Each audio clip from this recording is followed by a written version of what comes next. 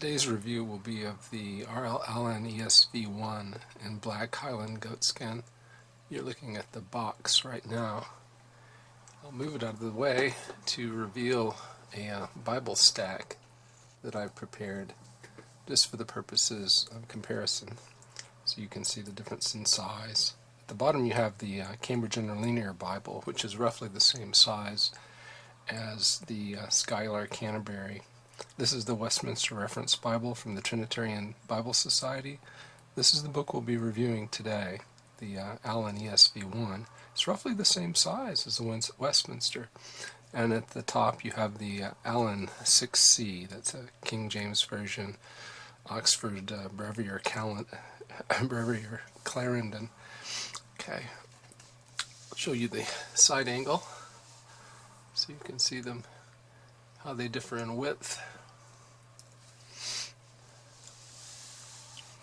We'll pull the stack apart and we'll take a look at the ESV1. As you can see, it has 3 navy blue ribbon markers. It is in a natural grain Highland Goatskin. Showing you the grain up close. It has the nice art-gilt edges. Grain on the back. There's some yap. Not an awful lot, but a bit of a yap. Headbands are very pretty white. It of course is a Smythe sewn book. The dimensions are, let's zoom out just a bit so that we can show it more easily. It is 9 1/8 inches tall, 6 inches wide, 1 7/16 inches thick. Open it up and you can see that it's an edge line construction. You can feel this tab right through here. It's Highland Goatskin, Allan binding. I'll show you a corner.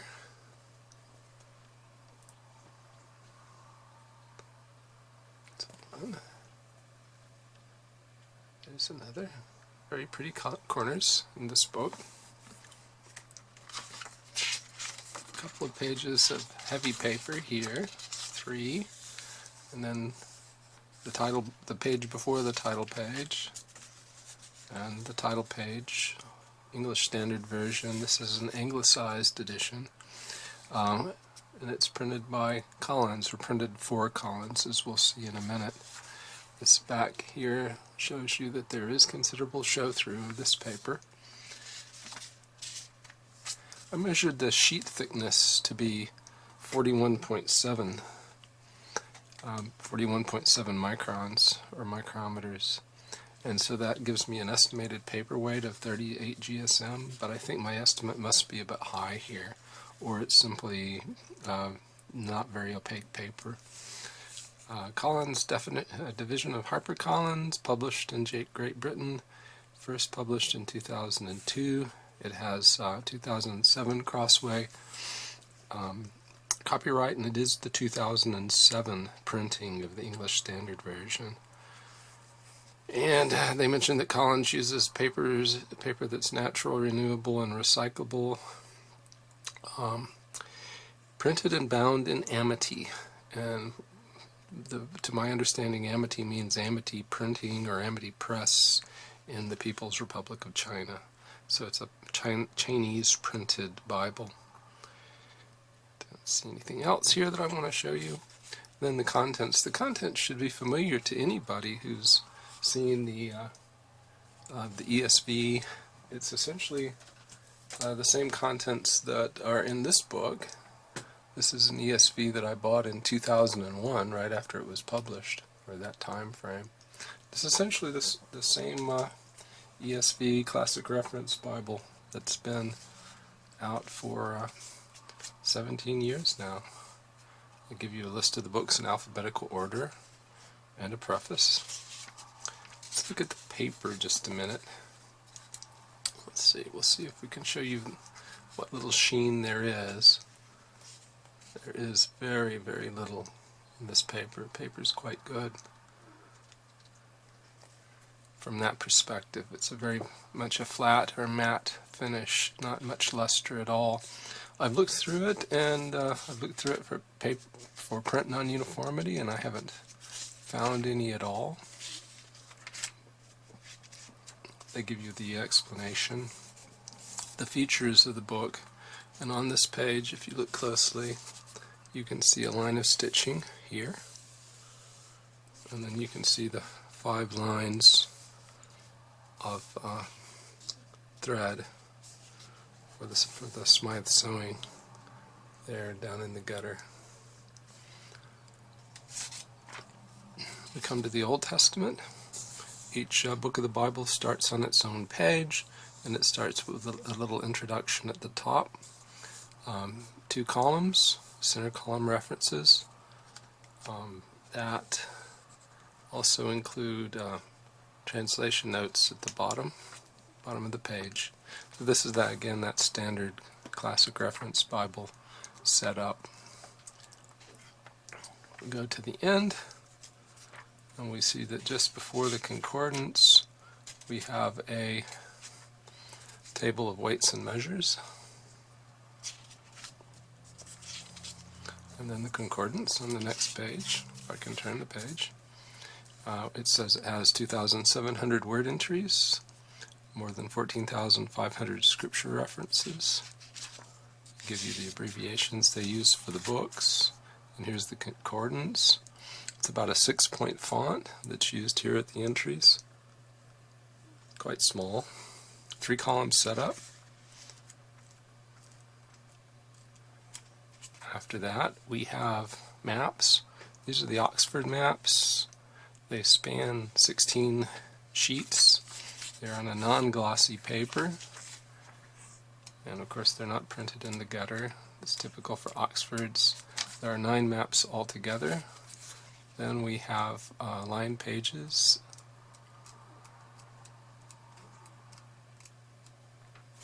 It feels like about 18 sheets or so, maybe 20. Several more pages of cardstock, and we are at the back of the book. So, with another glance at it, and perhaps posing it so I can find a screenshot that I can save to use as the cover for the video, we'll go back and we'll look at it more closely. I brought us here to the book of Mark to take a look more carefully at some of the details.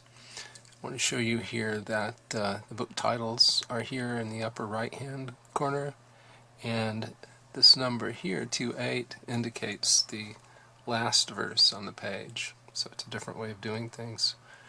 Here we are, Gospel according to Mark, the title of the book, and then of course we have the introductory paragraph. You have 2 columns of text, as we mentioned, in paragraph format. You have in bold between the sections, bold section headings. Center column references. These are in column order. So the beginning of the references refer to the left-hand column, and then you get to some point here at which the references begin to refer to the right-hand column. This is not my favorite way of doing things. I like center column references because they force the column width to be narrow. If you take them out, then you can make broader columns, and if you prefer broader columns, then I think it makes sense for them to tuck them away down in the right-hand corner as they do in other editions. The real advantage of the center column is lost here. It does give me my nicer narrow columns, but the real advantage is that it allows you to place the references right next to the verse that they refer to. This is the way it's done in the Cambridge Interlinear. And as you see here, it starts with reference A, and reference A is right here. Then B is right here. C, D, and E are C, D, and E right off to the left. Reference F is right here. So as you read down through the text of the Bible and you see a note, you go right over to the center column and you tend to find it. In the Westminster, you have a very similar setup. Here in the Westminster, your references are off to the side, but they refer directly to the scripture that they're associated with. There's no great distance for your eye to move. They're right next to the verses in that case. Here, it's just a bit awkward because, as I mentioned, the references are not in page order, they're in column order. And so when you're over here in this column, you have to go over here and find 14, and then remember what letter of the alphabet you were looking for and find it there.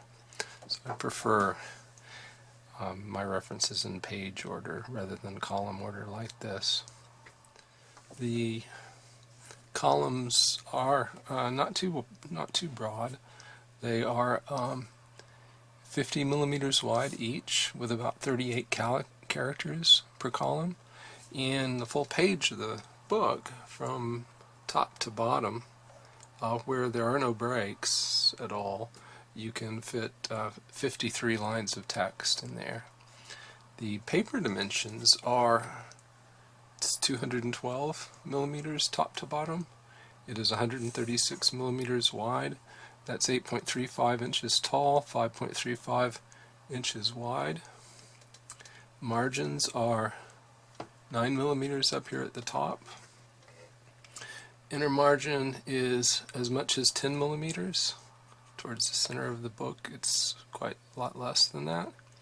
Outer margin is like 8 millimeters, and the bottom, like the top, is 9. The font is about a 9.5 point Times New Roman equivalent. I've measured it comparing it to my little printout of Times New Roman. Also by calculating it, that is by taking the distance across the page like this, and then dividing by the number of lines, it is about a 9.9 point font in the Pica system. Verse references here in the center column, like the words in the Concordance, are at about 6 points. Let's look closely here. We'll zoom in. That's pretty good. Okay. I like the line spacing here. We do see a point where a B and a P are close, but there's still some gap there. There's still some space, and I think the ascenders and descenders here are relatively long for this font. I mean, compared to the size of the lowercase characters, those ascenders and descenders are relatively large for a Bible font. So I think the lines look nice. They're nicely spaced. My problem with this is the same as with the font in the ESV side column reference. The tracking is very aggressive. You see this SYNAGOGU, synagogue. All those letters are just packed right next to each other. The show-through, I think, is visible here, and you might be able to see that it clearly is not line matched. Here is a when I can distinctly see between these two lines. Line matching wasn't that common in 2011 when I purchased this book anyway. So now I have the Allan ESV1 up on a stand, and I will be comparing it with my 2002 US printed ESV Classic Reference Bible. This is a hardback printed in the United States. I'll put them side by side here. Just to my eye, the US printing is a bit darker, and I would say that because this paper is thicker on the right, I see less show through. Now, it's still visible. You can still see lines from the previous page over here to the right, but I think it's less visible on the right than on the left. If you look between the lines down here, I think you see more show through on the left than you do on the right. So that's the US printed hardback. I have a 2008, I think, no, 2006 printing in True Tone from Belgium. So the Belgian printing is on the right now, and Belgian printing does show considerable show through also. It's probably a bit worse than the Chinese printed Allan on the left, but I actually like the font on the right better because it is so dark. But because the tracking is so aggressive, just look at the way the letters on the right overlap each other. The G in God is touching the O right next to it, whereas if you look over here to the left, there's still some separation. Here on the right, they're actually physically touching each other. Same in said. If you look here at the word fourth there is some separation, although they're very close. Here the letters are actually touching each other, or they appear to be to my eye. So I really don't much like this typeface because this tracking is so tight.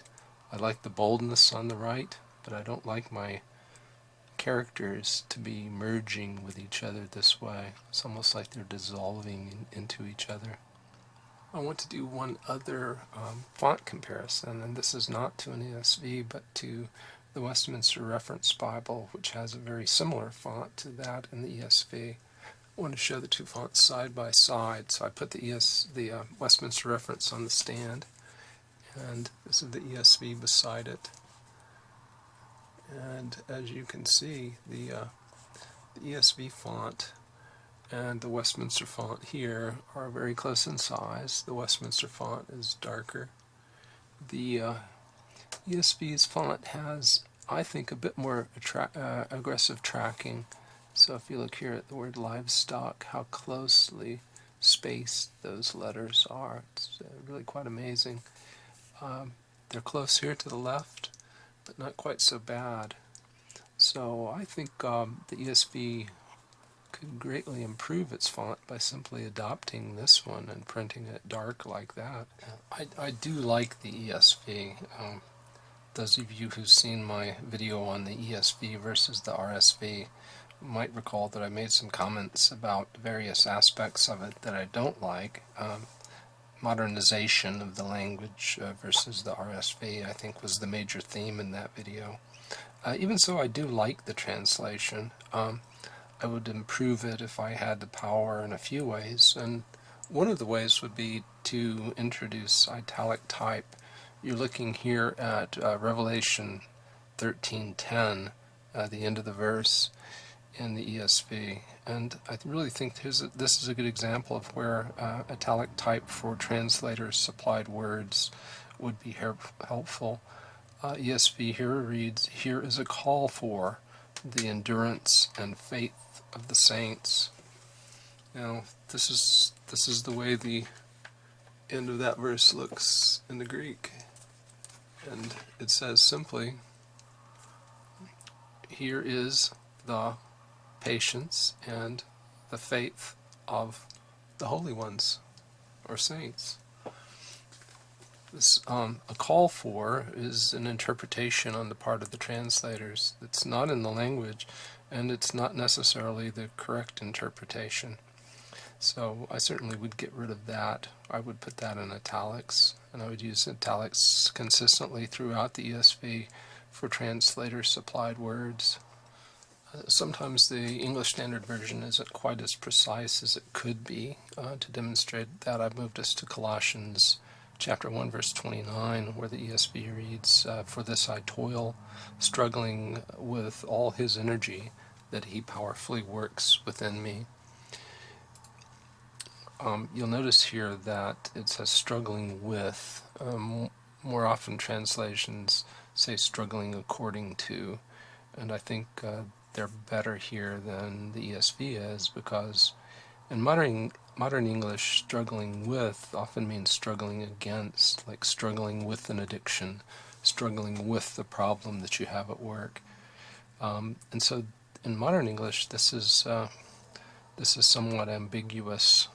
Paul does mean struggling according to his energy. A second point I want to draw out here is that the ESV has inserted an idea that's not in the Greek by putting the pronoun he here.